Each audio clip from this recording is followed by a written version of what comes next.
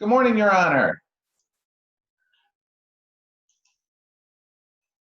Good morning. Oh, here, you're muted. Let me unmute you. Should be, yeah, let's try that. Good morning, Kate. I don't know if you can hear me. How's Hi, that? Jillian. And here I am as well. Good. All right. Oh, good. Good morning, ladies. Oh, you're muted. Sorry. Morning. Good morning. Morning. Oh, boy, so you two are getting ready to your Starstruck competition? What's that? Or what's that about? Oh, we have a show. We're in a musical at Starstruck. Okay. When do you guys come up for air? We're always doing something. Good. Well, good luck. Yeah, we should be done by 10:30, but you said you'll need to leave right as soon as you're done. Yeah. Understand. Thank you. We I'm appreciate sure it. your parents will let you know the results. Yeah. Good. Did you guys have your championship belts from last year? No. Good. And good morning, Miss Boland. Nice to see you. How are you? Good morning, Dr. Malham and Judge Forrest and Jillian and Jordan. I'm wonderful. Glad to be here. Good. Jillian and Jordan, are you guys graduating or did you graduate this year? No. I'm only going into my junior year. And I'm Really? going to be senior. Yeah. Wow. Okay, so we'll see you again next year. Yeah. Yeah, I have 2 more years of it. We're going to have quite a bill piling up here for Jillian. And Jillian, for that matter. Yeah. So what's the Starstruck presentation? It's a musical called Rent. It's been on Broadway before. So we're doing like the student version of it. Yeah. Gotcha. I saw Starstruck's first time they did it. Oh, really? Yeah, that was, oh God, it must have been about 10 years ago. Yeah. It was really, really good. See, participants. Okay, let's see more. Okay, Gave everyone a pajama alert, Dr. Malham. ma'am. I gave sorry? everyone a pajama alert. Good. And let's see, good. Put it in the waiting room. Good. All right. So, oh, let's see here. You muted yourself. Okay, good. Okay, well, I'm glad to see how quite a group that's going to be joining us this morning. I'm glad for that. Parents have, I've heard from some of the parents. Of course, obviously your group, so that sounds good. And we should have Dr. White, Dr. Miller, as well as the superintendent. At least they RSVP'd as of yesterday. We were on track, so. But hopefully, as soon as the students get in, we'll get going. We'll get going with this. Oh, it looks like okay. Bill. Oh, it looks like Mr. Tolko and Mr. Holfolder. Okay, good. Hello. Good morning. Hey, Mark, how you doing? Okay. We're definitely gonna have Hollywood Squares here momentarily. Let's see here. Okay.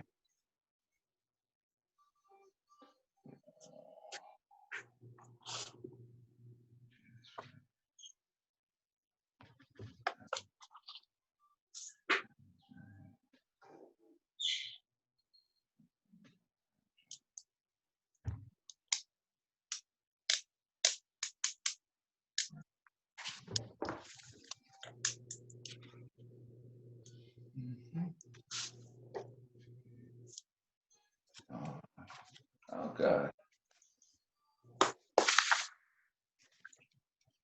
It didn't sound good. Good morning, Mrs. Gaylord.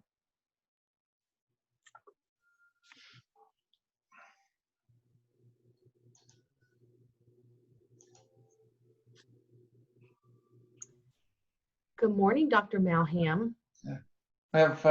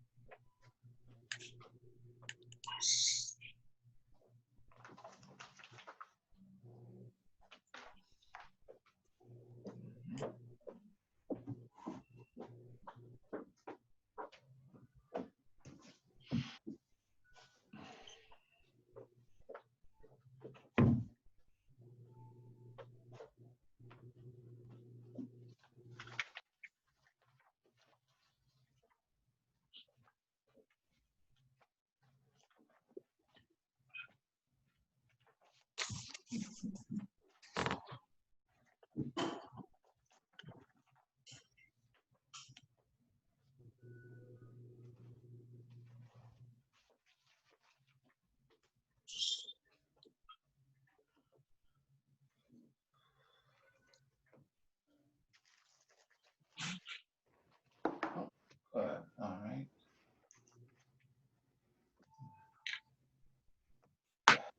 Good morning, Solomon. Morning. How is everybody? We're very well. Hope you are. Of course, thank you. Let's see. Morning, Judge Forrest. Good morning, Solomon. Okay, someone E. Jones. Ms. Bowen, do you know an E. Jones?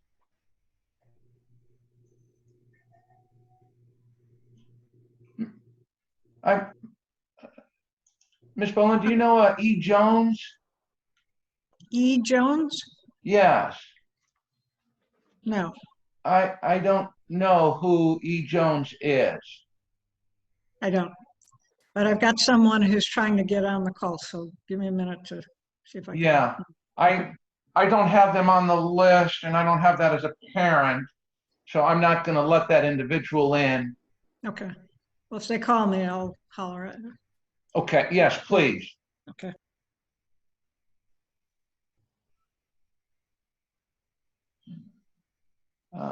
Okay, good. All right, good. Good. All right. All right, her. Good. Mr. Ross, welcome.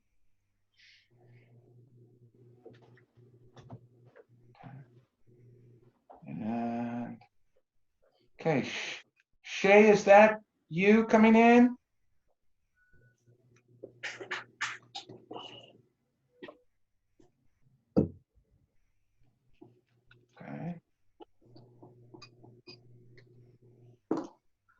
Shay.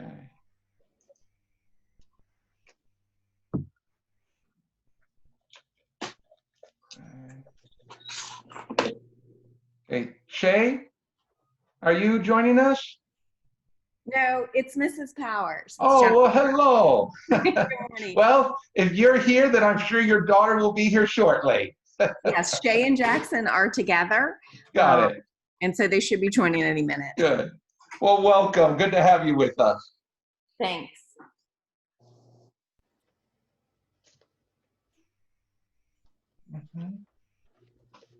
Vicky.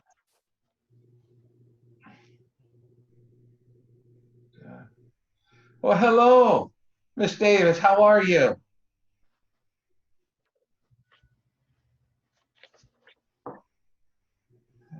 Okay.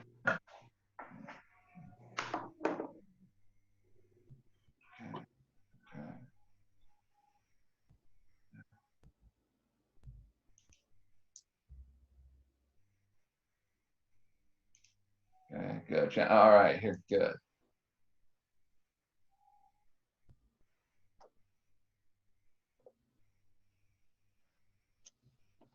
All right, looks like Shay and Jackson are with us.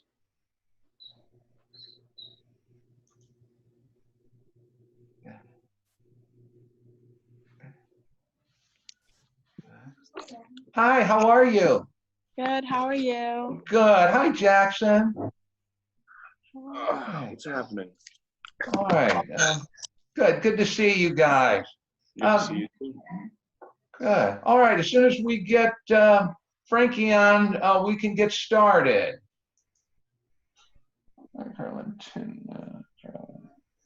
Okay. There's Frankie coming in now, wanting to come in now. Yeah. Good. All right. Hello, Mrs. Skinner. Welcome. Okay. Okay. Good. Oh, good. All Good right. morning, all. I'm trying to turn my microphone on. Good.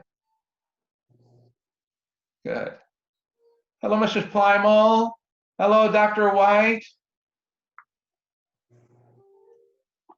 Good. Good. Good. Okay. All right. We've got definitely have a quorum, so we're going to go ahead and get started. Ms. Garado, welcome again with Jensen Beach High School. Again, Ms. Boland, as I said, this E. Jones, unless he's contacting you or she's contacting you, I'm not going to admit that individual because I don't know who that individual is. And all right.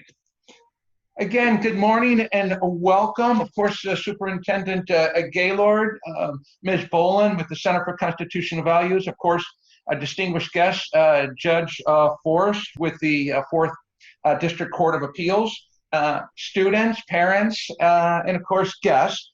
We're doing this is our 5th annual, but first annual in the world of Zoom. So I appreciate you all, especially the students, being able to work through this challenge. I'm going to provide you a quick overview, and then we'll go ahead and get started. By the way, I just see Mr. Blavitt with the South Fork. Welcome, sir. Nice to have you with us. I'm asking, and of course you are, I'm asking you to please stay muted. Unless, of course, you're going to be speaking. We'll go ahead and get started with first and foremost wanting to ensure students are protected. So I've got several, I have one individual, if any of you know him or her, please let me know. This E. Jones, again, safety of our students is number one. So if I don't recognize the name, I'm not letting them in.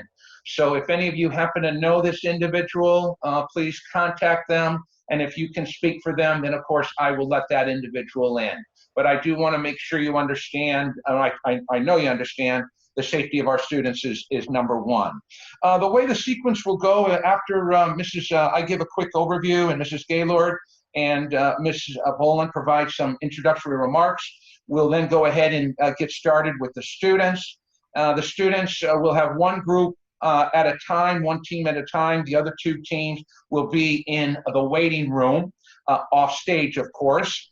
And the order will be, Jensen will lead off with Martin County, followed by Jensen Beach, followed by South Fork.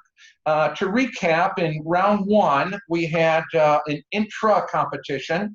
We had the students competing against another team from the respective school, and they debated the constitutionality issues related to the Electoral College. In this round, we're going to be one team at a time. We'll be interacting with Judge Forrest. They'll have a 2-minute opening. Once Judge Forrest reads the question, there will be then an interaction of 16 minutes with Judge Forrest, and then they'll have a 2-minute closing. And then after the 3 groups complete, Judge Forrest and Ms. Boland will communicate privately.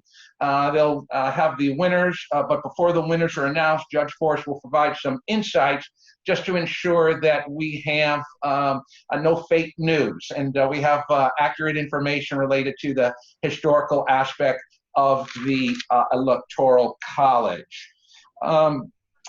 And yeah, that completes it. So we're gonna go ahead and get started. By the way, Dr. White, welcome. Coach Collins, welcome. I think and of course, Mr. Shazo, welcome. Glad to have you with us. Dr. Miller's joining us. Richard, I believe yes. Richard is yours. Carrie is yours. Okay, I'm gonna continue to be admitting these individuals. Dr. Miller, welcome. Richard, welcome. Ms. Castro, welcome. All right, then Mrs. Gaylord, if you'd like to make some introductory remarks, please. Thank you, Mark. Thank you. So good morning, everyone. I want to welcome you, believe it or not, to the 5th annual Constitution Academic Competition as we continue to engage students even in these unprecedented times. I mean, whoever thought that when we last met that we would be in the Hollywood Squares format for our competition today. So I know that these young students probably don't remember or even know about Hollywood Squares, but I think that I see some folks on here that will remember what Hollywood Squares is. So I'm very proud of this partnership that we have forged. I believe, Kate, it's 5 years for the competition, so it would have been 6 years ago that we were in these conversations. So I'm very proud of this partnership, and without Kate Boland and the Center for Constitutional Values, this would not have been possible and would not have happened. So I thank Kate Boland. She is the president of the Center for Constitutional Values, and today the Honorable Alan Forrest of the 4th District Court of Appeals. Thank you, Judge Forrest. And without you and the other judges that have served along the way for these past 5 years, we could not have done it without you also. So thank you for your time, as always. Thank you. Thank you. So I'd also like to recognize we do have some constitutional officers with us here this morning, I see. Dr. Malham, we have Carolyn Timon, Clerk of the Court, and Vicki Davis, Supervisor of Elections. So good morning and thanks and welcome. So the 6 finalists here today have worked very hard to advance to the final round. And having mastered American government standards in the classroom and through the Youth in Government program, they successfully competed in round 1 and now have advanced to round 2 to compete for additional scholarships. So let us welcome them and recognize our young men and women. From Jensen Beach High School, we have Jackson McAfee and Shay Powers. Welcome. A little wave, I see. I think I saw them both on here. Yes, I did. Martin County High School, we have Jordan Lasardo and Jillian Plymouth. Good morning and welcome. From South Fork High School, we have Frankie DeCesar and Solomon Scholl. Welcome. So understanding and valuing the United States Constitution, one of mankind's most hallowed documents ever conceived, is a civic responsibility for all Americans. Whether you are a high school student or an adult, is a civic responsibility. We must educate ourselves in order to participate in the civic discourse to safeguard the principles and ideals of our founding fathers conceived for us over 230 years ago. And our youth in government students, our YIG students, as they know that we debate ideas and not people. So I have been honored to have been able to be one of the founding fathers of this competition, and with the Center for the Constitution Academic Competitions with the Center for Constitutional Values with Kate Boland, and also working with Dr. Malham and our judges over the years. I want to thank you.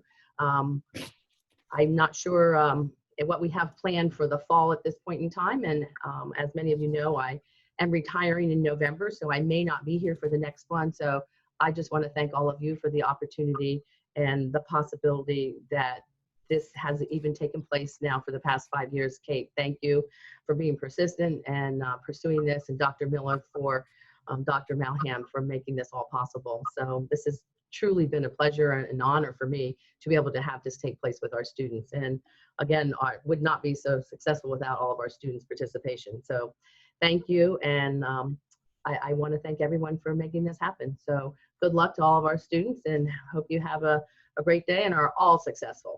So thank you. Thank you, Mrs. Gaylord. Ms. Boland, please. Good morning. Morning. I'm delighted to join you to have this discussion about the Constitution, which we've been having all year. And this is a document that's proven its resonance and resilience for over 230 years. Right into the Zoom age, which who would have thought? It's not in there. I want to thank Dr. Gaylord, Dr. Malham, the youth and government sponsors, and everyone else with the Martin County School District, because as Dr. Gaylord said, this certainly wouldn't be possible without the partnership that we've been able to form.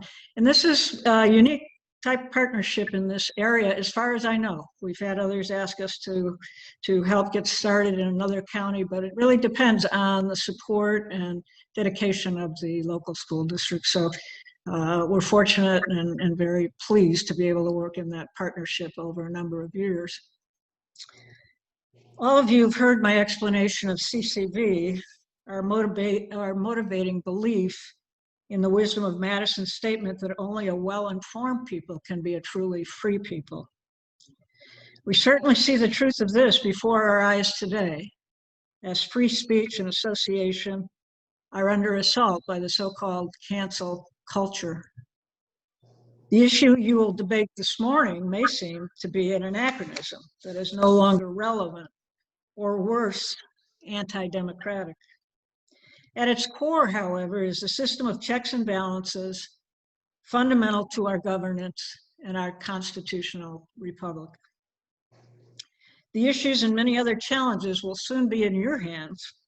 I hope the work that you've done to prepare for the debate has given you important insights into the philosophy upon which the Constitution is based, preparing you to meet these challenges. CCV scholarships will recognize your hard work, offering $1,000 to the winning team, $500 for the second place winners, and $250 for the third place winners. We're able to offer these scholarships through the generous donation of members of our community. And we will be able to continue that as we go forward with that kind of generosity continuing. So like Dr. Gaylord, I want to wish everybody good luck. Judge, based on the experience we've had before, I know you'll do very well. And so I look forward to it and wish you all good luck. Okay, thank you. All right, give me just a moment. Again, the order is going to be Martin County High School, followed by Jensen Beach, followed by South Fork. So I'm going to put South Fork and Jensen Beach into the holding room, and we'll see you in about 20 minutes. Okay, let's see here. Let's see. All right. So there it goes. Goodbye, Solomon. All right. Frankie.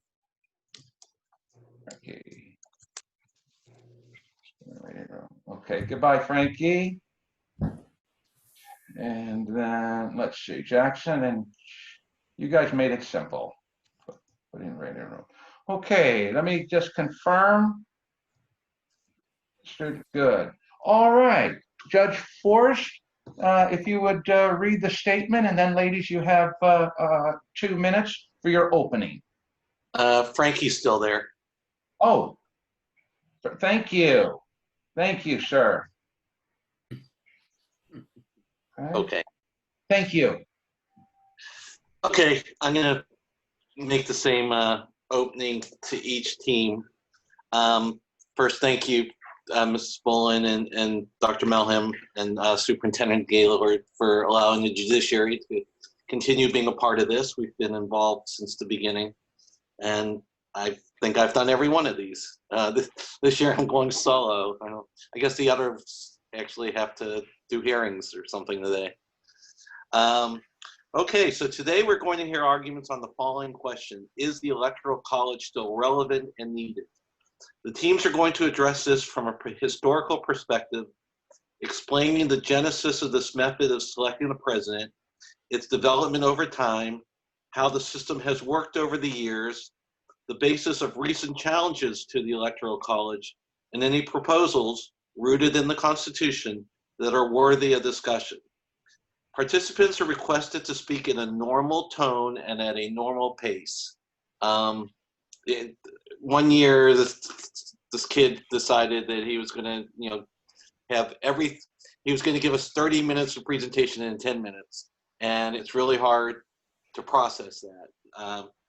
So please keep it at a normal pace. I'll give you time to make your points, but I will also expect you to listen to and respond to my questions. Once I start to ask a question, you are to stop talking, listen to the question, and provide a response to the best of your ability. If you are still in the process of answering a question when the 60-minute time expires, you're to ask for an additional minute to finish your responses. So you're going to start with a 2-minute opening remark, and ladies, it's your forum. Thank you. Thank you. Okay. On May 25th, 1787, 55 delegates from all over early America sat together to address the issues within the country. They soon realized that the articles needed to be dismantled, and a new document is essential to the growth of the country. There lay the birth of the US Constitution. The problems were centralized around this need for a better balance between the federal government and states' rights. The country needs its own freedoms, but still needs a central figure to rule over. As the Constitution was being put together, they decided on how to choose a president. They compromised. As they did for everything in the Constitution, they decided on representatives, the Electoral College. Each state has the same number of electors as they do members of Congress. The states themselves decide how the electoral votes are cast. All but 2 states give all of their electoral votes to the candidate that wins the state's popular vote. Historically, we see how this decision aligns with everything our founders created for the country. They never intended for us to be a pure democracy. History shows how that did not work. So they sparked the change. A great quote from an American politician, Steve King, says, "Our founding fathers created a constitutional republic for the first time in the history of the world, because they were shaping a form of government that would not have the failures of a democracy in it, but the representation of democracy in it." Our history proved to the founders that we needed the Electoral College to allow growth within our country and equality within the urban versus rural regions. They knew about foreign interference. They knew about creating a platform for the minority. And most importantly, they knew what the Constitution needed to withstand the test of time. Balance is the key to success. The Electoral College upholds the historical principles of America's foundation. Great. Okay, I am going to start off with this question. My first request is that you discuss the origin of the Electoral College. How did it get in the Constitution, and how was it initially structured, and what were the expectations of the system's proponents? So basically, the founders were at the Constitutional Convention, and they had decided on the Congress and how our House of Representatives would be per population by state, and then our Senate would be 2 per state. And as they were assembling the Constitution at the convention, they stumbled upon how to elect our president. And the small states and the large states debated against each other. And they were trying to find this compromise of how to elect our president, because before in the articles, which we had never really had a big election through the articles yet, there was that system was not in place. So Hamilton and Madison were the big advocates for the Electoral College, and they decided on this compromise just as they had before. And they did this because they saw how the country was going to have to grow. They wanted to grow America. They didn't want to limit the territorial expansion. So they decided that with the representatives that they would have to elect the president, that they could allow these urban areas to grow and still represent the minority groups in the rural areas, because they knew that if we had this constant pull from the minorities versus the majority, nothing would ever get accomplished, and the person that we would elect would not be the person that majority of the country wanted. So, and then I believe your next question was the expectations of the Electoral College. The expectations were just to have the most fair election. They didn't want foreign influence, interfering with people's views and our overall process. Why didn't they have Congress elect the president? Because they still wanted the people involved. Like, our people still needed to decide for themselves. They didn't want our government so involved, just because in the beginning, and it goes along with the lines of all of the principles in the Constitution and the founders laid for us, they didn't want the federal government to have so much power. We needed the balance between the states' rights and the people in the states' rights, and also the federal government. Well, how did that square with the way that they gave the election of senators? Recall how you recall how U.S. senators were first elected? They had 2 per state. Right, but who elected them? That I cannot answer for you. Okay, it was the state legislators. So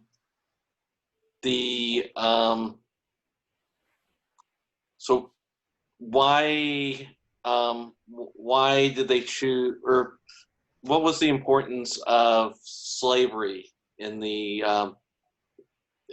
creation of Electoral College? How did that factor into the choice for an Electoral College sort of system? So during that time, they had the 3/5 compromise, which considered a slave as 3/5 of a person. So that went along with the idea of how many people would represent each state. And like with the population, since the Electoral College representatives are based on population, the slaves only counted as 3/5 of a person rather than one. Well, but why would a slave state prefer popular vote? Because they could say, well, we have these slaves, they count as 3/5 of a person, so it gives us more votes. Or they prefer a electoral college where the states, each state gets so many electors. Well, I think it kind of depends, because it also kind of depends on the party that you're rooting for. If there were really, really southern states, and most of them, actually, I take that back. I take my words back. I think that probably at the time they would have wanted the Electoral College votes, just because the slaves could not vote, but yet their population was still considered. But I think that doesn't change how we need it today. It doesn't change the relevance that we have today. Although, yes, there were differences in our countries, the same principles still apply, and we still have the same issues at hand, not slavery, but we still have rural versus urban situations where we don't want big urban areas and minority or majority groups to control the elections. Okay, what do Colin Powell, Bernie Sanders, John Kasich, Ron Paul, and faith spotted eagle have in common?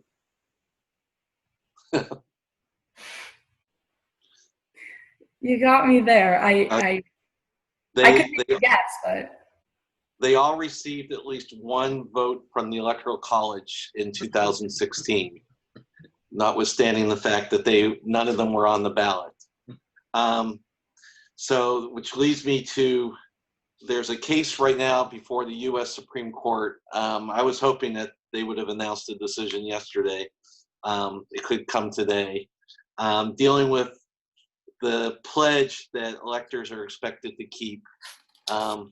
This pits a system whereby electors are to be, quote, men most capable of analyzing the qualities adapted to the station of president, end quote, versus one where electors are, quote, voluntary party lackeys and intellectual non-entities, non-quote, end quote. Discuss the historical debate regarding this dispute, regarding whether the electors must vote for the choice of the state's population versus the original discussion that they should be wise men, at the time it was men, and willing to vote their conscience. so for each state, the process of choosing who are the electors is different. And that would be called a faithless elector, where somebody is supposed to vote for a certain person, but then they end up voting for somebody else. So due to it being a state matter, every single state chooses in what they want to do. Either the person must vote for that, or it depends on what the elector wants to do. Yeah, I think that the way the Electoral College is set up and why it's so withstanding of time is because it allows the state to choose how it wants to run or elect their electors. Florida, for instance, whichever party gets the majority of the votes, the party can choose who they want. So if the party wants them to choose their party, I feel like they would choose the people wisely. And yes, sometimes that doesn't happen. We can't account for everyone. But I personally don't think, and I don't think it's needed in the Electoral College, that people are required by law to vote a certain way. I just don't think that's what America is founded on. We shouldn't have to force people to do that. And if we were going to, I think that it should be a state matter. And it's the Electoral College is still relevant in the sense its whole aspect is relevant in the sense, yes, there can be changes, and yes, sometimes we have those faithless votes, but that's only happened 5 times. So I don't think that we can account for that. And if we could, it would be a state matter. I also think that regarding going back in time to the historical perspective, Hamilton said that he wanted somebody educated and he wanted somebody or men that understood what was going on to make the vote. And I think some of that still stands. Obviously not all of it, but with social media and the interference that we are given, I believe that we still need those people to represent some of the country, but that we should decide as a state who gets to cast our votes, and we decide as a state which party our votes go to, as we do vote in the primaries for it. So are you saying that that the state should have the ability to punish or either punish faithless voters or to insist on, well, in conjunction with a pledge, or the states could go the other way and go back to Hamilton's vision of just, let's pick, 50 smart people or whatever numbers of electors and let them vote their conscience? I think that, yes, we should let the states decide. The Electoral College was set up to have this balance between the federal government, who set up the whole Electoral College, and the states' rights. Just like there's 2 states who don't cast all of their electoral votes to the party that wins the majority of the votes in the state. The state should decide, and that's what keeps that balance that we have throughout all of our government systems in America. What are the requirements, what are the arguments in favor of eliminating or changing the Electoral College? And is there something short of a pure popular vote that would be acceptable to these reform-minded people? So there, right now there's presidential candidates that we're saying that the electoral college should be abolished. What sort of arguments are being made, and is there a proposal that catches your eyes? I did read about the National Popular Interstate Compact, which basically is just a pure democracy. It's you vote for who you want. I personally, nothing caught my eye that I think would be a better alternative to the Electoral College. Yes, I do think that there can be changes within the Electoral College for sure. As we go with time, I think that changes need to be made across the board. But regarding what kind of changes? Do you have a change that sounds good? I think personally, instead of giving all of the votes to one party like Florida does, we can do, I believe it's what Wyoming does, and it separates it into, I think, counties or regions, and proportionalizes the electors based on the different regions that vote for each party. I just think that that's more balanced instead of having more of a winner takes all system.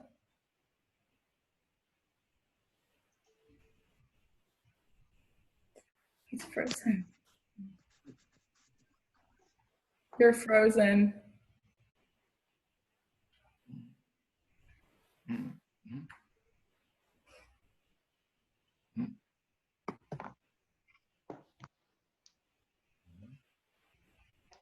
Mm-hmm. Let's see.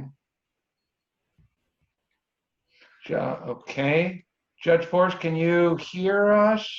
Did he just leave? I think he was. I think he's probably rebooting here. Yes, there he is, Mark. Let's, okay. Okay. Oh, great.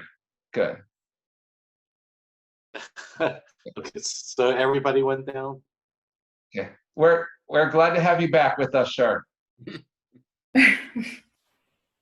Was it just me that got lost? Yeah, that seems to be the situation, sir. Oh, okay. Where are the girls still there? Yes. Yeah, we're here. Yes. Okay. There you are. Okay, so I was asking about do the other states have the ability to do what Nebraska did and do proportional representation, or based on based on who wins a particular district? Yeah, states are allowed to change how they choose their electors. They're allowed to be flexible within the guidelines that the federal government provides. Which is like part of the beauty of the Electoral College, because it provides the perfect amount of balance that the founders wanted. Because the Electoral College is mandated by the federal government, like having population-wise, but the way in which each state wants to cast their votes is a state matter. Okay, both of the major parties, have a distinct nominating process to select the presidential candidates. Are there aspects of either party's process that could be used to create a new system for national elections? Sorry, you broke up a little bit at the end. Can you repeat that? Oh, sorry. So both parties, the Democratic Party and the Republican Party, both have their own unique processes to nominate a candidate. Is there anything within those systems that could be transferred to the national election? Yes, I think that changes could be made. Maybe when we could have an election within the party to do that, but I still don't think that changes the Electoral College and the essence within it. Well, it could dramatically change the Electoral College if we went to the way that the Democrats, for example, choose their nominees. So how would changes to the Electoral College be effectuated? How would that happen? Or is it possible, so right now, who makes the rules for the way states pick their candidate, their electors, their electoral college votes? Each state's government, each state's. Okay. Yep. So to take it away from them and to go to this like national compact you mentioned, how would that come about? Do we need to amend the Constitution? Yes, we would have to amend the Constitution. I believe it's Article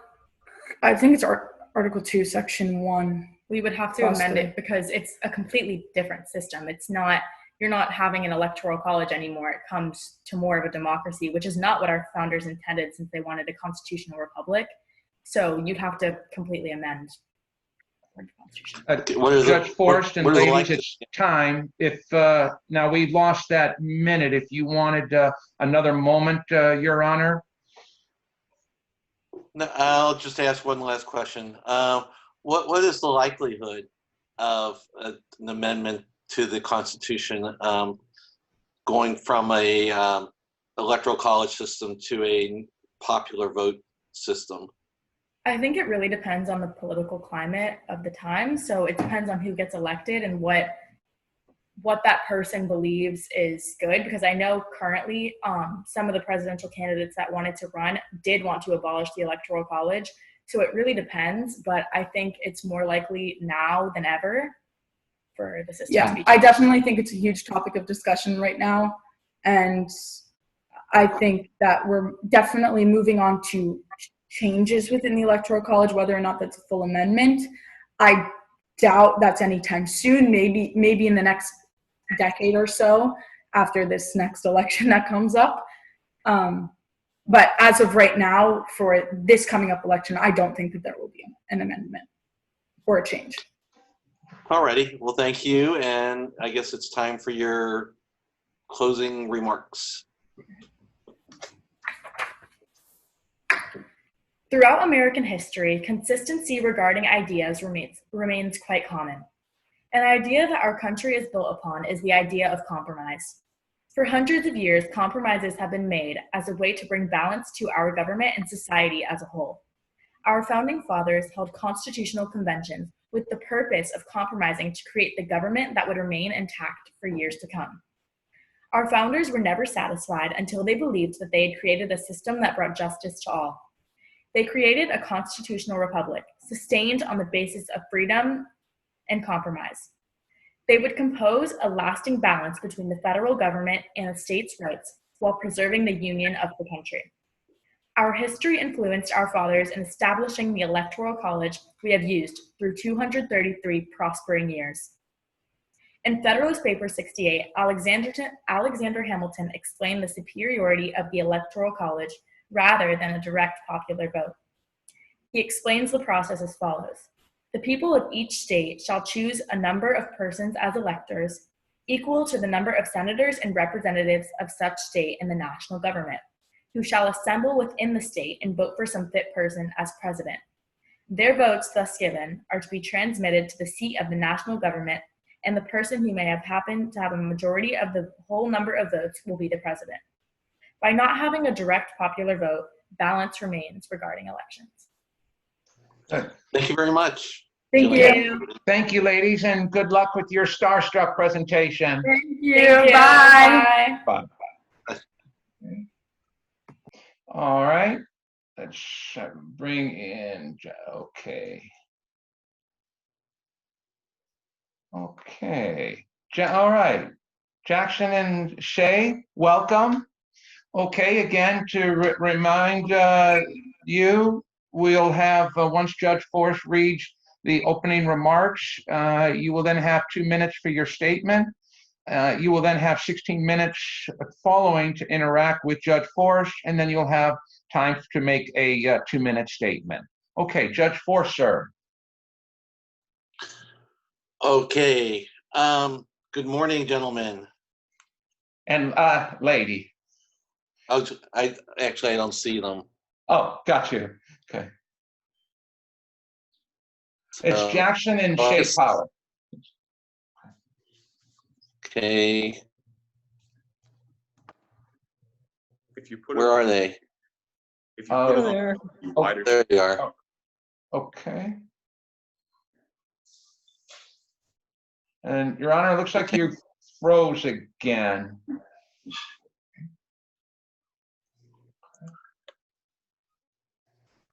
Hmm.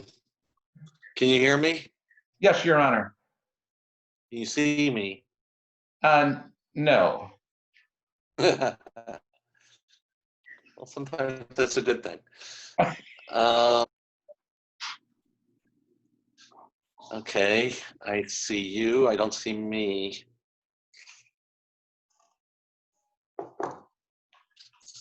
This would really be bad if this was during an oral argument. Well, let's expand it there. Okay, so you still can't. I still can't see me. I don't know what's going on with my camera. Let me try something. Sorry for the delay. all good. My Wi-Fi is on.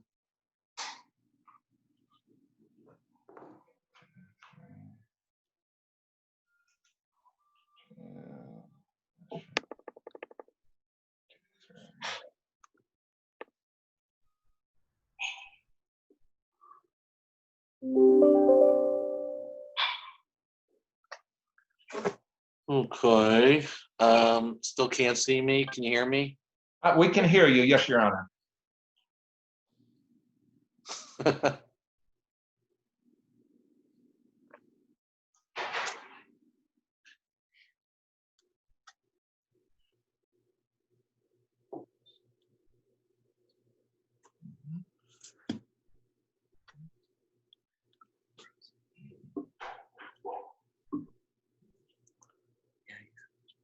Dr. Mellon, can you hear me? Yes, sir.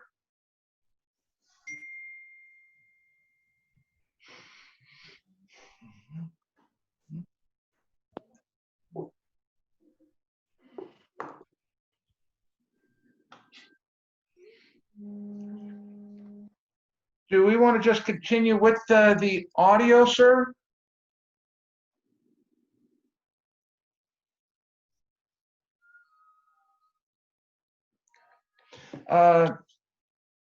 You can all, again, not that we need a bunch of cooks in the kitchen, but I don't know if you want to log off and log back in, sir.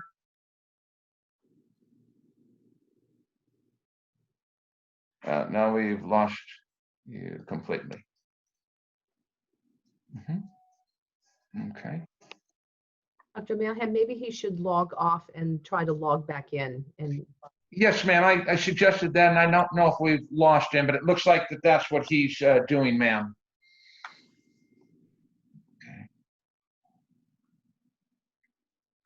Okay. Mhm. Mhm.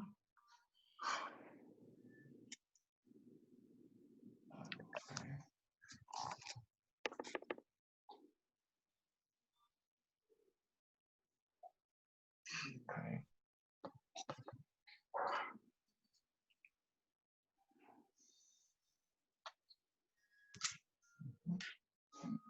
Okay.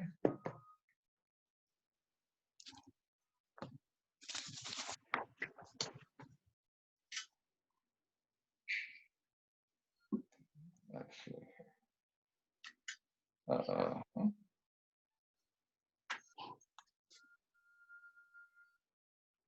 Let's see.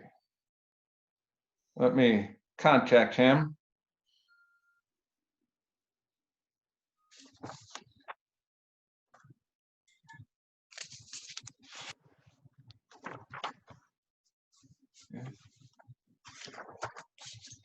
Oh, good. Okay. All right. Good. Okay, I think we're going to give it a try. Okay. Good. Yes, Your Honor. Yep. You should, yeah, it should be coming in. Let's see here. I admitted you. Let's see here. Let's try it again. Oh, let me do it again. It said joining. And yep, okay. We had you. Oh, good. There we are. Good. All There he right. is. Okay. We missed you, Judge. Thanks. I guess it would be a three-way tie for first. Okay. Am I back? Back? Yes, in Your business? Okay. And Jordan Shea, say hello. Princeton. Jackson Shea. Yeah, Jackson and Shay. Hello. Hi. Alrighty. Sorry, I lost this, and okay, I see you. I see me. Okay, give you the same intro. Today we're going to hear arguments on the following question: is the Electoral College still relevant and needed? Teams are going to address this from a historical perspective, explaining the genesis of this method of electing the president, its development over time, how the system has worked over the years, the basis of recent challenges to the Electoral College, and any proposals, institution that are worthy of discussion. Participants are requested to speak in a normal tone and at a normal pace. I will give you time to make your points, but I will also expect you to listen to and respond to my questions. Once I start to ask a question, you are to stop talking, listen to the question, and provide a response to the best of your ability. If you're still in the process of answering a question when the 16-minute time expires, you're to ask for an additional minute to finish your response. Okay, you guys ready? Guys and young lady? Yes. Okay. Okay, and I'm gonna get my timer here and start. Okay, my first request is that you discuss the origin of the Electoral College. How did it get in the Constitution, and how was it initially structured, and what were the expectations of the system's proponents? So, Excuse me, Your Honor, is that for their opening remarks, sir? Oh, sorry. Yes, opening remarks. See, I was off for a couple minutes and I forgot everything. Okay, so ignore that last question for the moment and go to your opening remarks. May I begin? Yes. Good morning. To begin, my partner and I would like to take the time to thank the Center for Constitutional Values for hosting this incredible opportunity once again. Ladies and gentlemen, distinguished guests, and judges, we are here today to explain the history and philosophy behind the Electoral College and its relevance in the upcoming years. The Electoral College was one of the three compromises debated over during the Constitutional Convention, alongside the 3/5 Compromise and the Great Compromise. The Electoral College gives the smaller states an equal voice, promotes a two-party system, and makes sure that minority groups are equally represented in federal politics. Simply looking at our governmental system of checks and balances, we see a system that has run smoothly for years now. This system provides an equal say within governmental actions and makes sure that other branches' opinions are heard before action is taken. In a sense, the Electoral College provides a similar function, making sure that the smaller states' voices are heard and their issues are addressed before action is taken, which is especially key in deciding on something as important as the office of president. Through tyranny of majority, people came to believe that numbers were and are everything. By counting votes easily like 1, 2, 3s, they quickly forgot about the ABCs within daily life.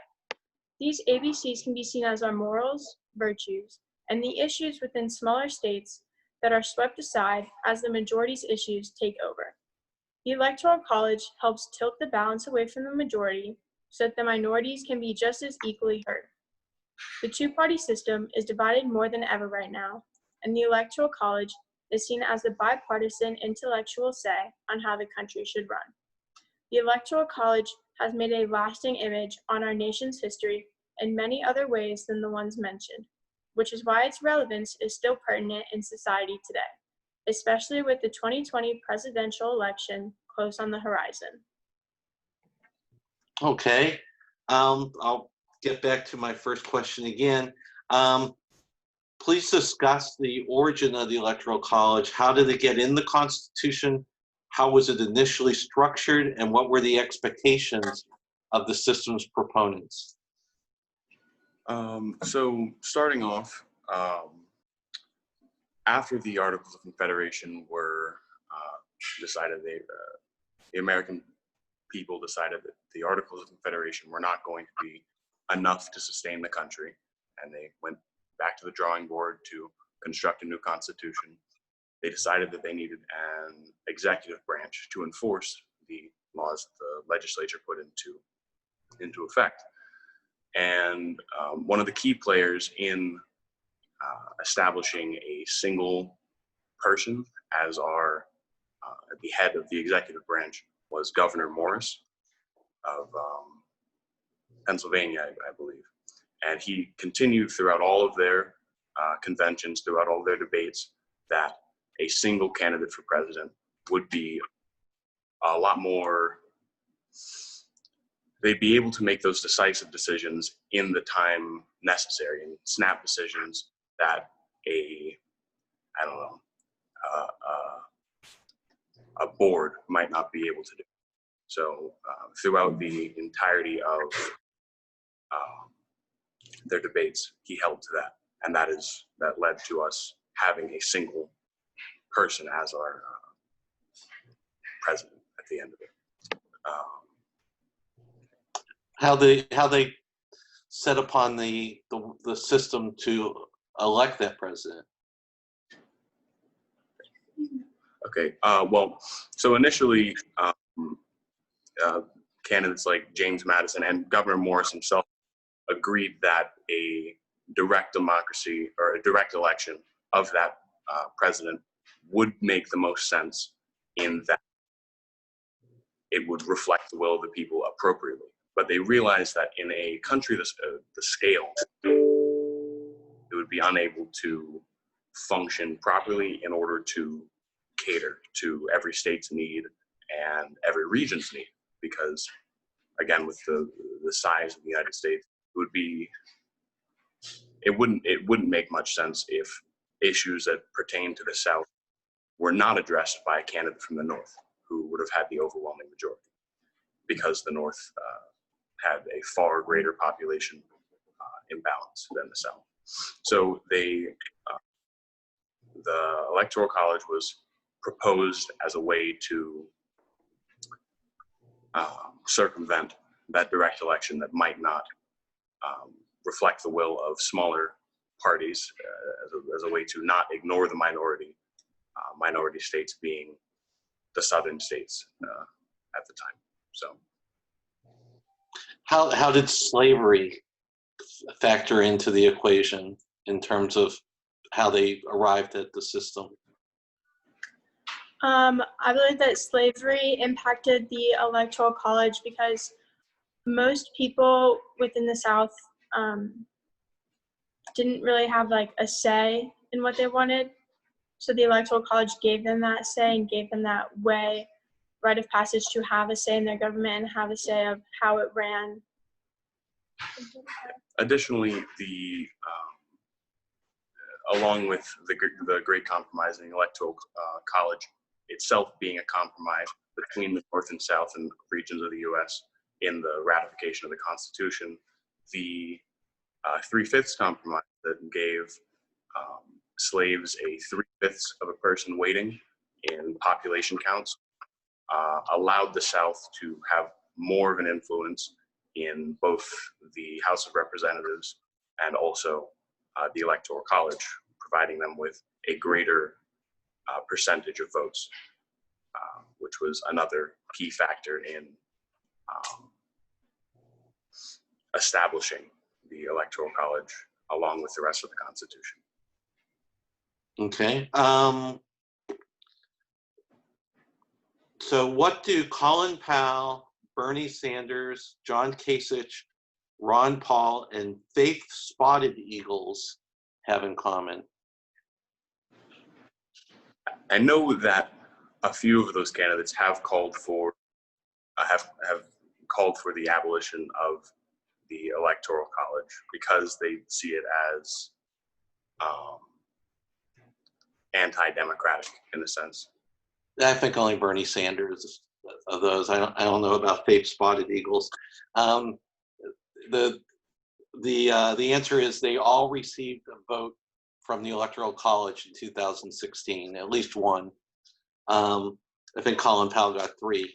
Of course, none of them were on the ballot, which leads me to there's currently a case before the U.S. Supreme Court with a decision expected as early as this morning, dealing with the pledge that electors are expected to keep. This pits a system whereby electors are, quote, to be men most capable of analyzing the qualities adapted to the station of president, end quote, versus one where electors are voluntary party lackeys and intellectual non-entities, end quote. Discuss the historical debate regarding this dispute and the pros and cons for each argument, as i.e. whether the electors are committed to voting for either Trump or Hillary Clinton, or whether they have the ability to vote for John Kasich or fake spotted eagles. Initially, as far as I know, the Electoral College or the states were going to have legislatures elect their electors, but that was quickly overturned, and the electors were going to be democratically elected in each region of each state, as determined by population, I assume, as it is for the House of Representatives and the Senate. So for, I don't know, 60, 70 years, it was your electors would be voted on as a competent member of any given society area, and they would be key to the election, the president. They would have to make difficult decisions like deciding the president, that the common folk were likely not as apt to make that decision. In the present, however, it switched more to electors are, as far as I know, selected by the legislature, and a lot of the time are just their votes are stuck into whatever party wins the state. Most states in the U.S. are, if the majority party wins the state, that state's candidate gets all their electoral votes. So there's a notable change there from, as you said, a candidate or an elector that has to make a decision versus an intellectual non-entity who simply follows the will of what the party has told them to vote for. So, are there any states that currently do it differently in terms of how their electors are vote in the Electoral College?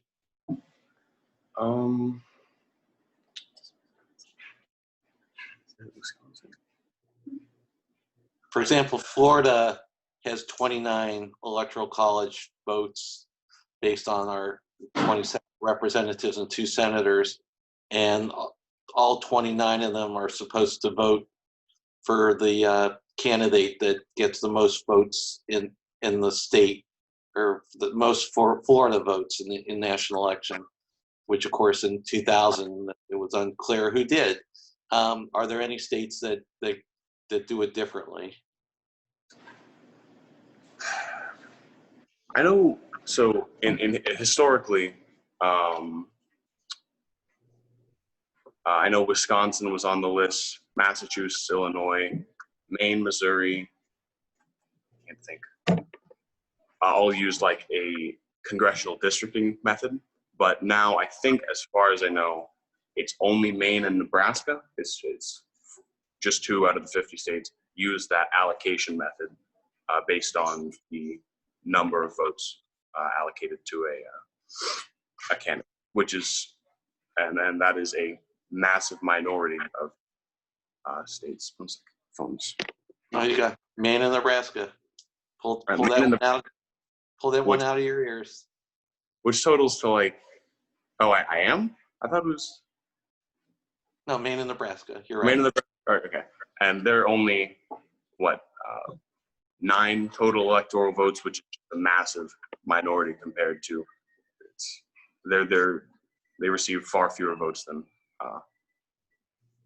majority. What are the arguments favoring keeping the system as is? And if you generally favor the system, but would be willing to make a small change, do you have any ideas as to what kind of change, nibbling around the edges? So what are the arguments favoring keeping the system? I think the arguments favoring keeping the system is that it makes sure that minority groups are equally represented. So as Jackson said, like Alaska and Maine, or Nebraska and Maine only have 9 electoral votes. So by having their voices heard and giving them those votes, it makes sure that their opinions and their issues from their states are heard. Whereas you could have New York or Florida, which has large amounts of electoral votes, having their issues being taken over. So by keeping the Electoral College, you would keep that sense of giving the minority a say in how the country is run. And then also by taking away the Electoral College, in a sense, why wouldn't you take away the Senate, as the Electoral College sets the precedent for the Senate? So, do you want to continue? Yeah, so what she meant there is, like, if you're not going to represent the minority with the Electoral College, because that's its intended purpose, to not allow the majority to drown out the minority, the Senate functions in a similar manner to equalize states with smaller populations so that their issues can be heard on a national floor. So if you were to, it doesn't make much sense to remove the Electoral College, because if you were to abolish it, that sets precedent that we don't care as Americans about the minority. Only the majority's opinions matter. And to back that, so well, let me interrupt you for a minute. What if their situation was that all of the minorities, or all these, say, racial minorities, lived in California and New York, and they made up and they were the 2 biggest states, and which isn't far from the truth, but their votes here, so together they have roughly 100 electoral votes, but they're nowhere in any other state, and so all the other states are majority. Wouldn't that kind of dilute the vote of the minorities if as opposed to if they were a strong proportion of the national population, and therefore their votes would count based on that share of their population if it was just a straight popular vote? Yeah.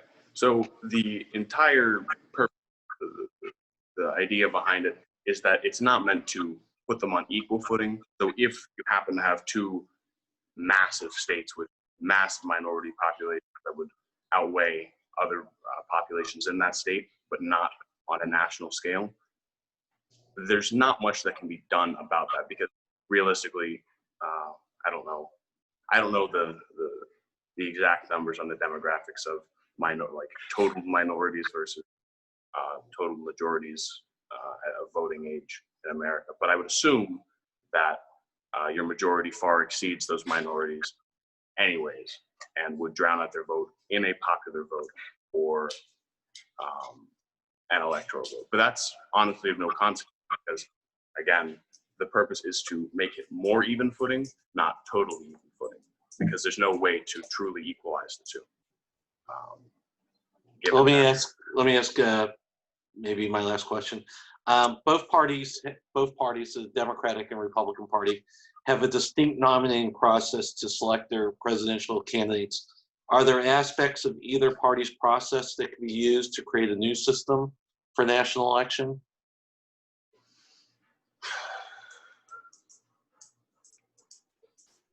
Can you say the question just one more time for me?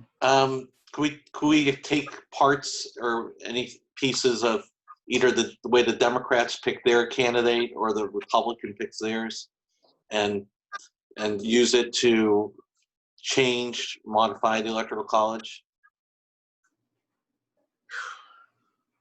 I can't think of anything on the spot. I'm not super well versed in the caucus. I know it's based on the caucuses, and then they do a national convention or a national primary to establish that. But that's based on majority voting anyways, as far as I know.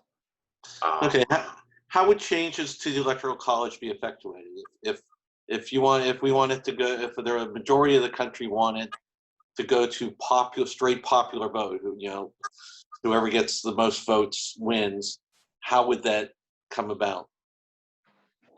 Oh, well, you just have to amend the Constitution so that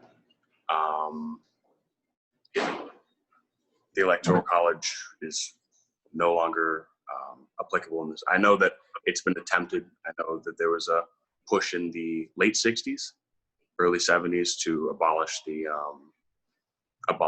Electoral College. Oh, that wasn't, yeah. There was multiple bills filed in Congress for that.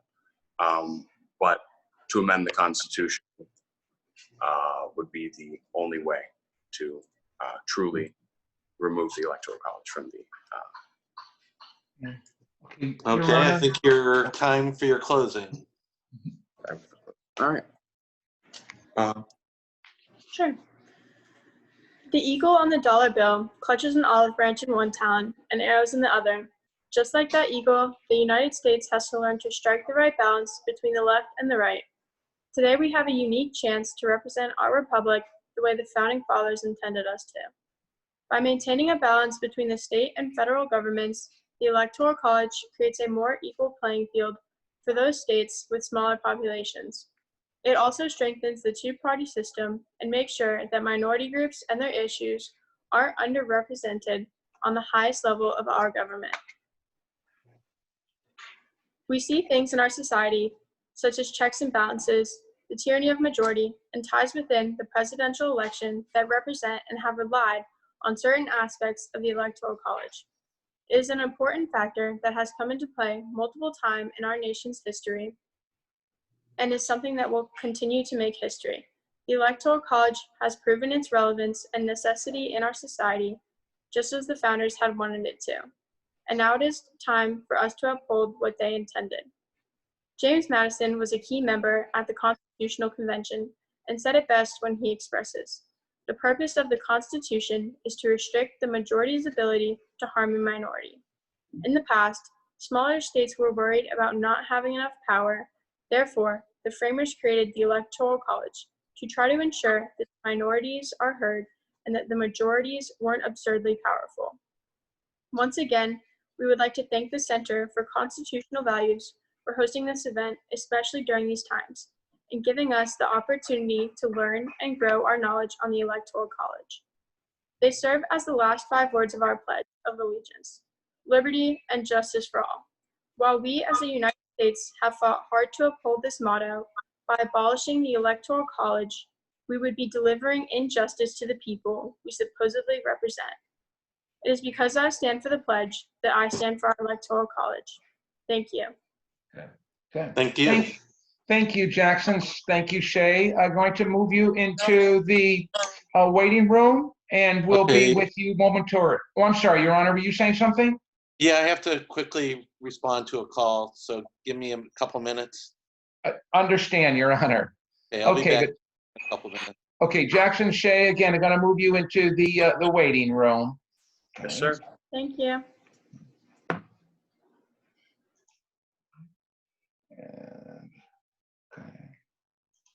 Okay. All right, Frankie, good. Okay, Frankie, we've got you, and let's get Solomon in. Good.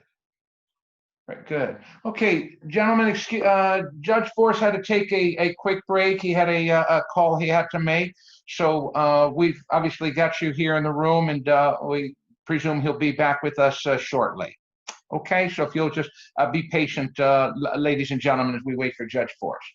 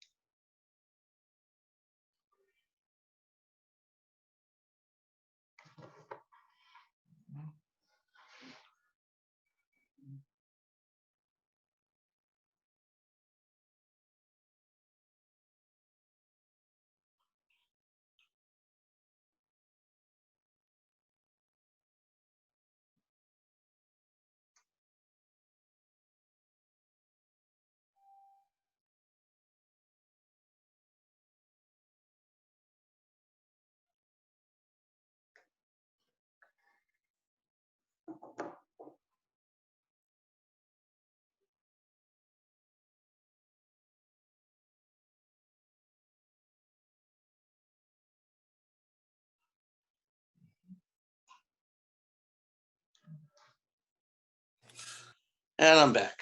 All right, thank you, Your Honor. Again, we have Frankie and Solomon with us. Good morning, gentlemen. Morning, Your Honor. Okay, so you guys are separate. Yes. Okay. Frankie, say hello. Hello. Yeah, stay unmuted, please, Frankie. And Solomon as well. Please, both of you stay unmuted. Okay, so let me start with the same intro remark or intro that I made to the other group. Then you're going to make a 2-minute intro, and I won't forget to give you that opportunity this time. Then we'll go to the Q&A. So today we're going to hear arguments on the following question. Is the Electoral College still relevant and needed? The teams are going to address this from a historical perspective, explaining the genesis of this method of electing the president, its development over time, how the system has worked over the years, the Oh, Your Honor, I think we've lost you. Okay. Okay. Okay.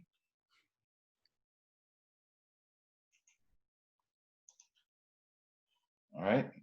Let's see here. Let's see if we get.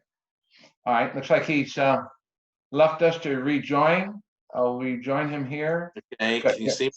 Yes, we have you, Your Honor, and I hear you. See me, hear me. Okay.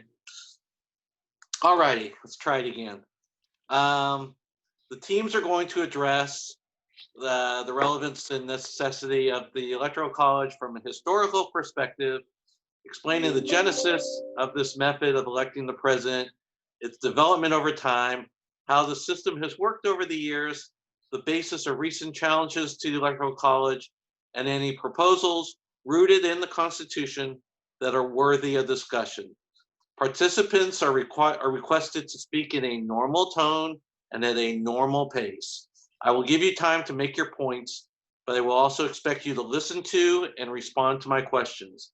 Once I start to ask a question, you are to stop talking, listen to the question, and provide a response to the best of your ability. If you are still in the process of answering a question when the 16-minute time expires, you are to ask for an additional minute to finish your response. So you now have 2 minutes to make your opening comments. Thank you, Your Honor. James Madison once said, "The purpose of the Constitution is to restrict the majority's ability to harm the minority." Whether it was through the scope of population, separation of powers, education, or slavery, at the 1787 Constitutional Convention, every delegate had this issue in mind. It had been 13 years since the Declaration of Independence was signed, and an even shorter 4 years since the official end to the Revolutionary War. In that short time frame, these founders who had signed the Declaration saw implications of federal governments they had not expected. The mounting British debt, the interstate economic feuds, and the rebellious American people all showed the founders that the US was in need of change. The discussion became not about the necessity of democracy, but rather the proper extent of it. The American people should be given democratic involvement, yet too much involvement would leave way for a large, uniformed, and uneducated group to control any decision. The founders were forced to find a balance. As it currently stood, democracy was widespread on the lowest of levels, and each state was very strong as an independent governance. But in a time with little communication between states and relatively low education levels, the founders had to find something that was both universally accessible while still protecting the disillusioned voters. Hence, when it came to creating a method for electing the president, the founders decided on the Electoral College to give the people the representation they needed while creating a two-step safeguard of the president's office. Today, many of the worries that the founders had are long gone, but several still remain, and the Electoral College continues to stand as the imperfect but necessary compromise that, in ideology, which was what mattered most at the time, is an election by the people for the people. Thank you, Your Honor. Thank you. Okay, I'm going to now start the timer. And my first question or request is that you discuss the origin of the Electoral College. How did it get in the Constitution? How was it initially structured? And what were the expectations of the system's proponents? So at the Constitutional Convention in 1787, Shays' Rebellion had actually just occurred. So the founders at the convention had saw the problems that occur when a direct democracy was given too much power. Shays' Rebellion showed that the American people were very capable of overthrowing their government and showing that rebellion. So when many people were opposed to a direct democracy at the convention, they knew not how to give the people the representation they deserved while still protecting the office from the easily swayed voters. So it was at first a main debate with the Virginia Plan coming in and introducing a system where the national legislature selected the government. And from that, many people disagreed and saw that the separation of powers was indeed necessary. And at that point, James Wilson of Pennsylvania, who hailed from Scotland, who was born, raised, and educated in Scotland, said that this form of indirect democracy was a great way to give the people the representation they deserved while still, again, safeguarding the office from the mob ideology, the mobocracy that the founders were afraid of. How did slavery factor into the creation of the Electoral College? So the southern states who were at the time, I believe most of them were heavily populated by slaves. At one point, one state was even up to 40% slave population. They worried that they would not have enough representation in not only in Congress, but also in the electoral process, that if their slaves were not given any value when it came to the number of votes they received on the federal level. So they decided to create that 3/5 compromise to give those southern states the representation that they desired. Were the slaves able to vote and get 3/5 of a vote? Oh no, the slaves were unable to vote, but the number of electors is equal to the number of Congress people, and that number was decided. Each state shall have 2 for the Senate, which they called the upper house, but they also were to be given 1 vote in the lower house, which is now the House of Representatives, per every 40,000 people in the population. And the southern states saw we have such this huge slave population. We want representation for that. Okay.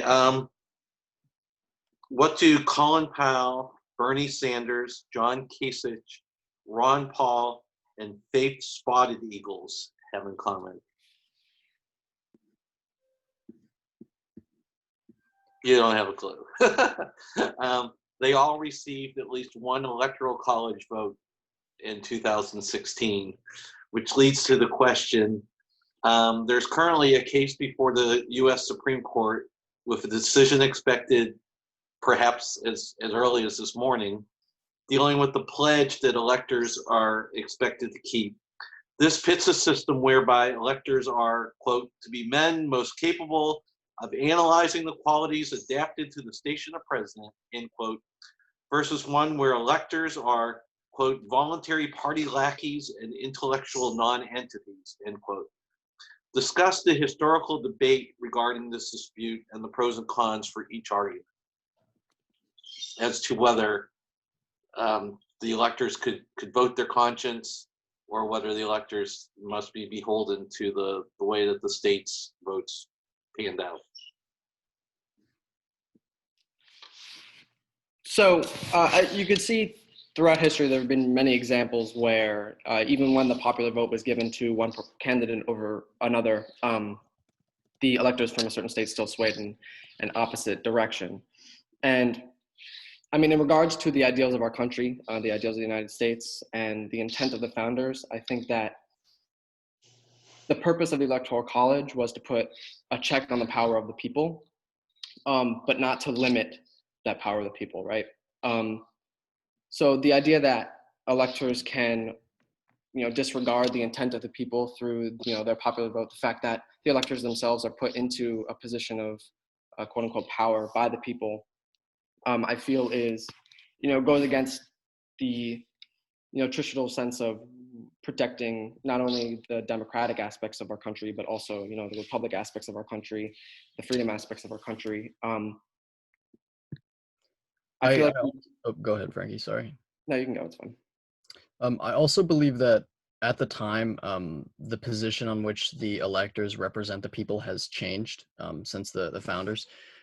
Again, the founders were so worried that the average person could be swayed by any fancy talking politician that they wanted these electors to be knowledgeable not only of the government's functions, but also of candidates from all states.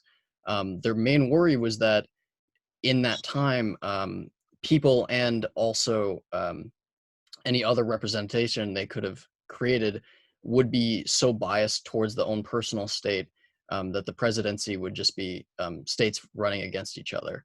And one of the provisions that the Constitution states, which is seen even today, is that the electors get 2 votes, and at least one of those votes has to be given towards a candidate who's not from their state. So again, that stemmed from this worry that we need these people, these electors, to be knowledgeable of candidates on all fronts so we can have really fair representation of every candidate. And I love how that persists even today.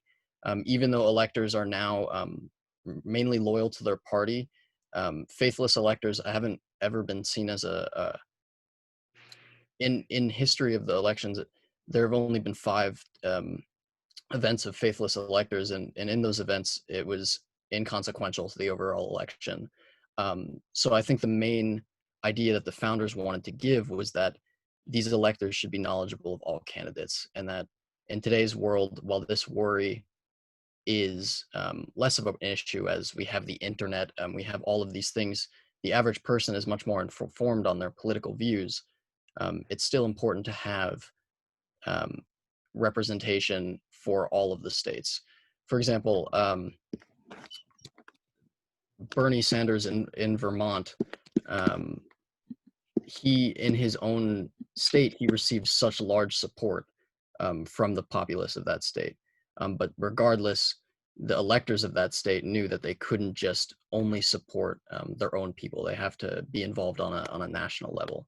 So that importance. Well, the electors of Vermont didn't vote for Bernie Sanders in the last election, did they? No, they didn't. But that's the important thing, is that while the people of one state may be extremely loyal to someone who came from their own state, I feel that it's human nature to have that tribalism of pride for your own state. But that's where the importance of the electors comes in, is where we need to move away from that tribalism of loyalty to your own state and become more informed on a national level. What are the arguments favoring keeping the system as is? And if you generally favor the system, but would be willing to make a small change, what would you propose?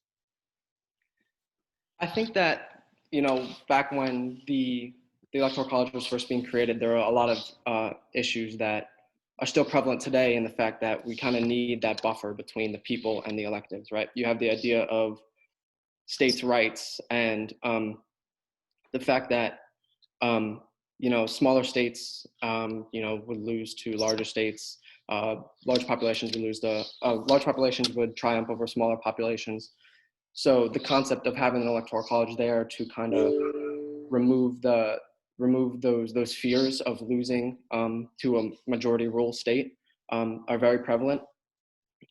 Even like going back to the idea of tyranny of the masses, it's an inherent weakness to a majority rule, and it exclusively pursues its own interests at the expense of others. And the Greeks, they were very readily aware of this, and even philosophy debates about the idea that even if the majority must rule, it shouldn't be at the expense of the minority.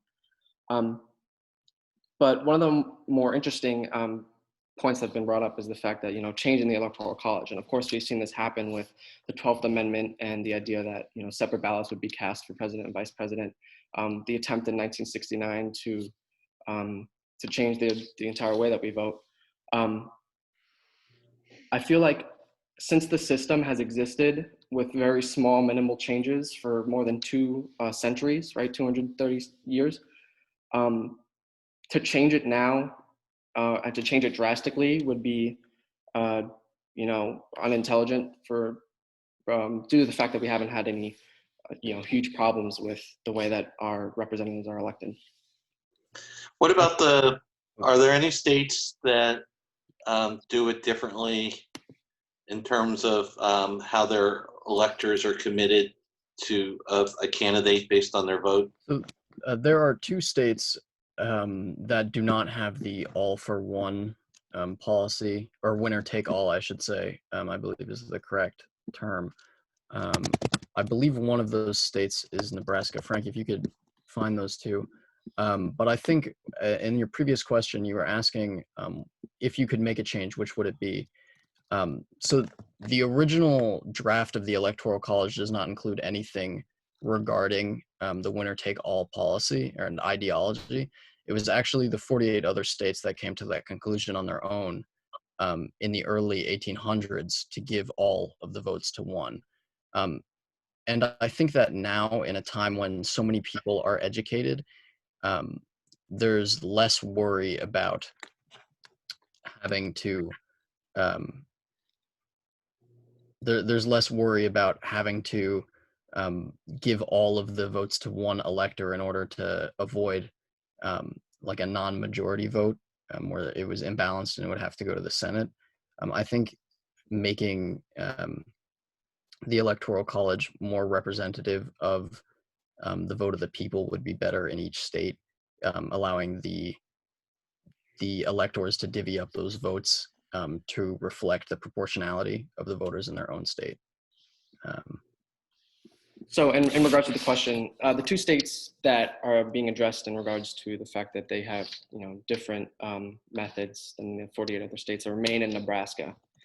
And instead of having that idea that the winner is the one who receives the most votes, they have this idea where they break it down into congressional districts, kind of to, I guess, more localize the idea that it's the people voting and it's the people making an effect. But yeah, Maine and Nebraska. Right. How would any changes to the Electoral College be effectuated, and what are the chances of this happening? So of course, making changes to the Electoral College requires a rather laborious process, like we saw in 1969 with the proposed amendment to change the whole system, which requires acceptance by both houses in Congress to basically amend the Constitution and the way that we vote. But seeing that the failed attempt in 1969 to completely change the way that we vote, I'd say that the likelihood of changing the entire system, making those drastic changes, is rather low until we get to a point where you see very noticeable dangers to not only the rights of the people, but then the rights of the electors, the rights of the people being elected. I wouldn't say that it's totally impossible for change to be made, but I'd say it's very unlikely.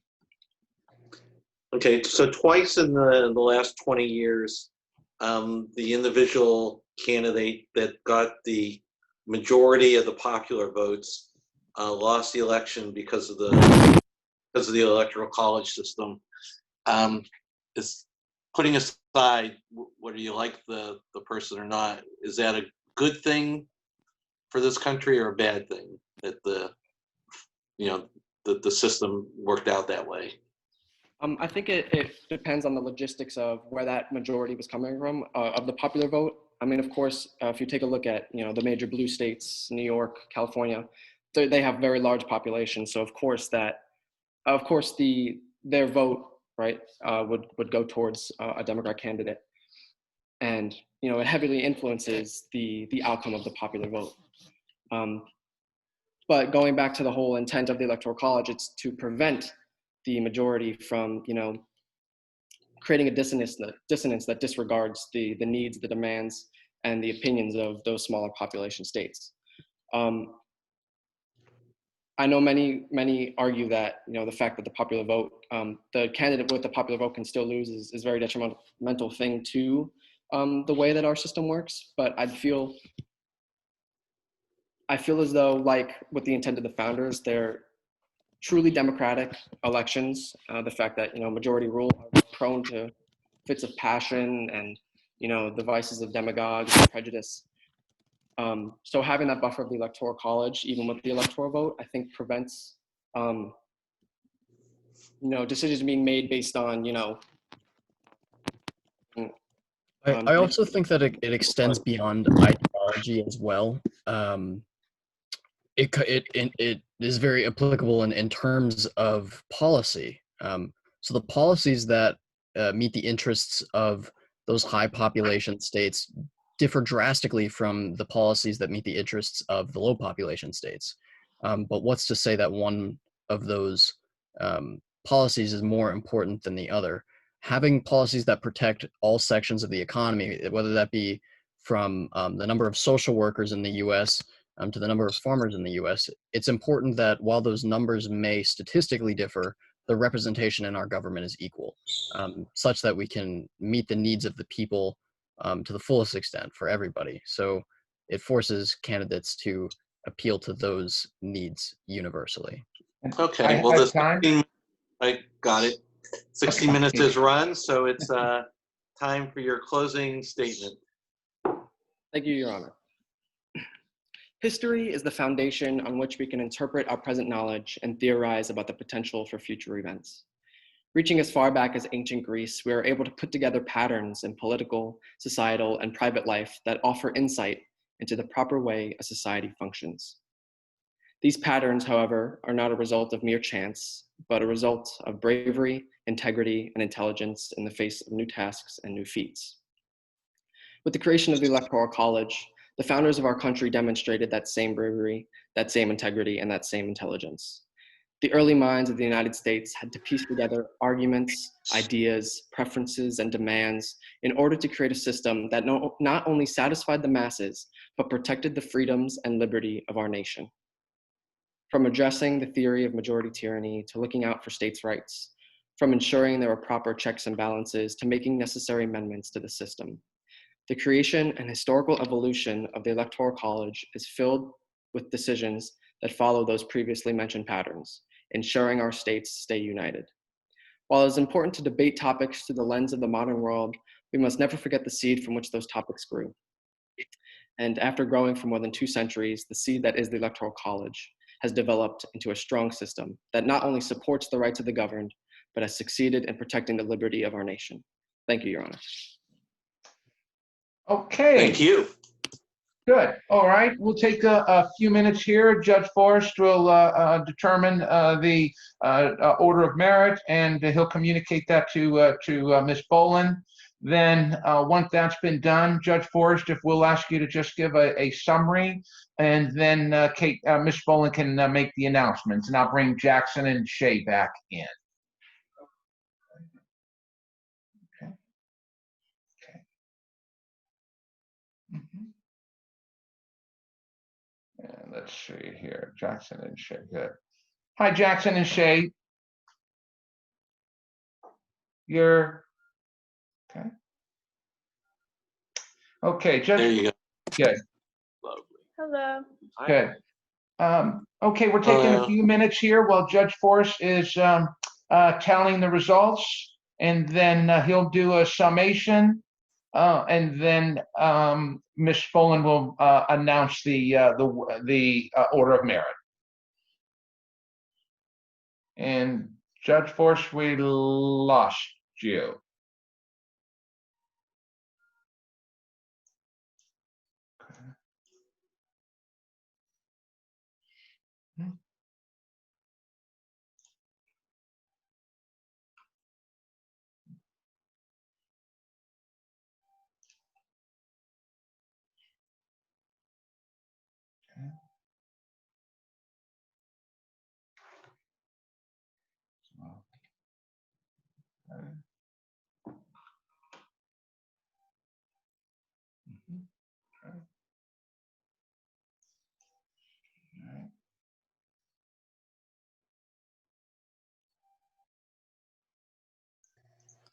How's this?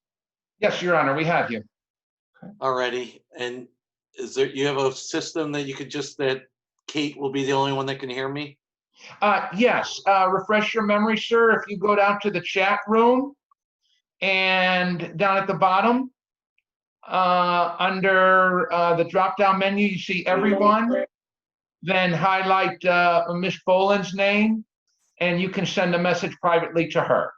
Oh, via chat. Oh, I thought it was yes. talking. Yes. Okay. Alrighty. Let's see.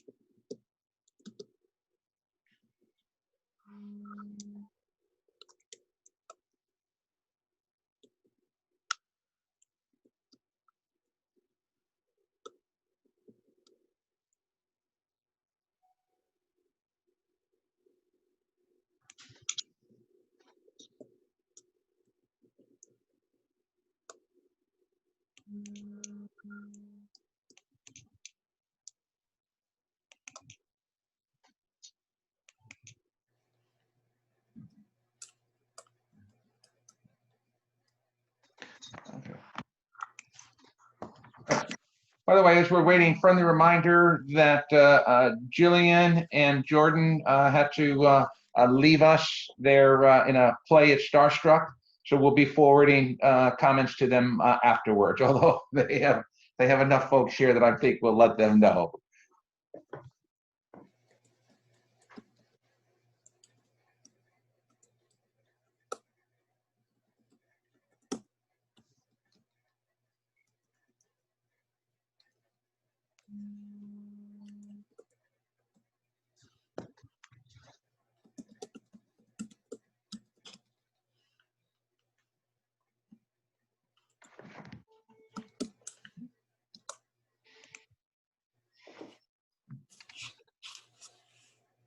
Okay, so okay, did we lose Kate?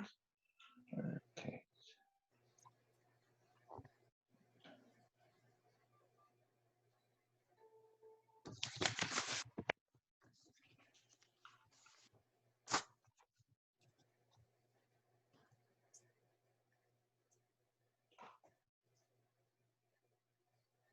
Did we lose?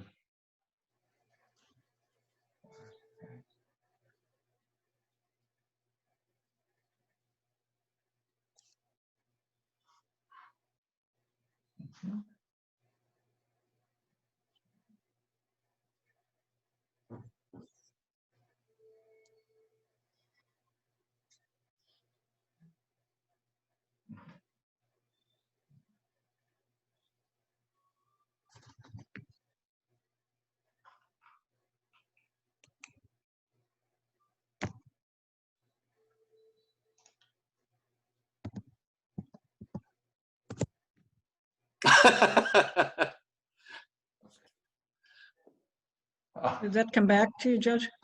Yeah. Saw you like typing away, and I just got a one-word answer.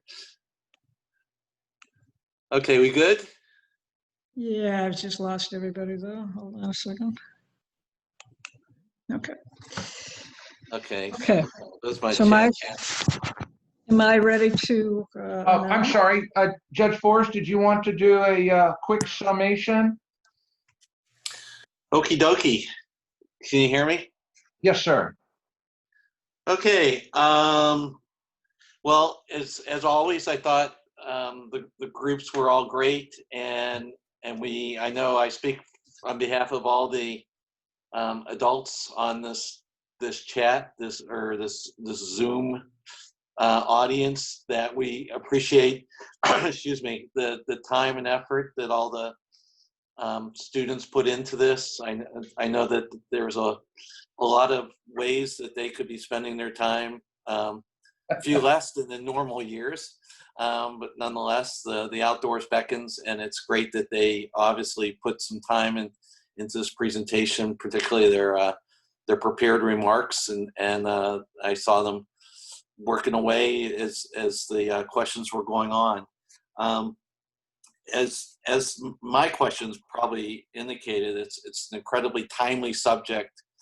In the past year, a number of congressional leaders as well as candidates for president have indicated their belief that the system should be changed. I think a great number of them thinking that the Electoral College should be abolished and go to a straight one man, one vote, winner take all system. Others have talked about maybe chipping away at the way the Electoral College operates. Perhaps if you have more than two candidates in a state and nobody gets a majority, that perhaps not giving somebody that gets 40% of the vote, giving them winner take all. Some talking about incorporating some of the ways that the primaries or the parties select their candidates, and some looking to what Maine and Nebraska do. So it's a timely debate, and even more timely in light of the fact that the Supreme Court, I haven't checked, but they were issuing decisions this morning, I think, starting at 9:30. They have this case dealing with the faithless elector. I think that's the term that they use. As I noted in the last election, I think about 10 Electoral College votes went to neither Hillary Clinton nor Donald Trump. They went to Colin Powell. Actually got 3 votes, and of course he wasn't on the ballot. So they're trying to deal with that. So that said, and I did ask about slavery. I think historians would say that the way we got to the Electoral College in some measure dealt with the fact that the southern states, who had less population of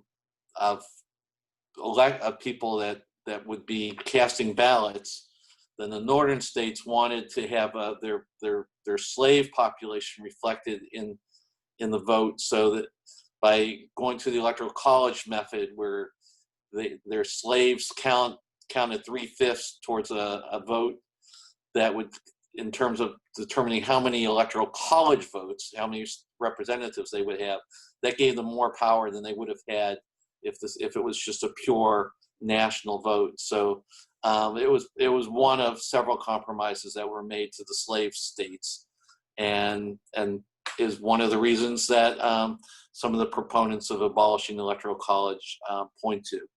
So, with that said, I have my the teams. Are we ready for that, Dr. Melham?